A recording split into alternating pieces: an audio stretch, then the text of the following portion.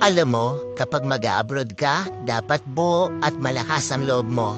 Dahil kung hindi rin lang buo at malakas ang loob mo, huwag mo nang ipagpatuloy pa. Kapag nang ibang bansa ka, dapat kaya mong lahat dahil marami kang kalaban doon sa pupuntahan mo. Nariyan ang lungkot dahil mapapalayo ka sa pamilya mo. Isa yan sa pinakamalakas na kalaban na pwedeng umatake sa'yo. Nariyan din ang takot. Takot at pagkabalisa kung maayos ba ang lugar na mapupuntahan mo. Maaari ka ring panghinaan ng loob dahil tanging sarili mo lang ang tutulong sa'yo sa oras ng pangangailangan mo. Pwede ka ding madepress dahil sa sobrang daming problema na darating sa'yo at lalo na hindi mo pa kasama ang pamilya mo sa tabi mo. Pagkawalan ng pag-asa na makakamit mo pa ba ang pangarap mo dahil kulang pa ang panggastos mo kaysa sa sinasahod mo.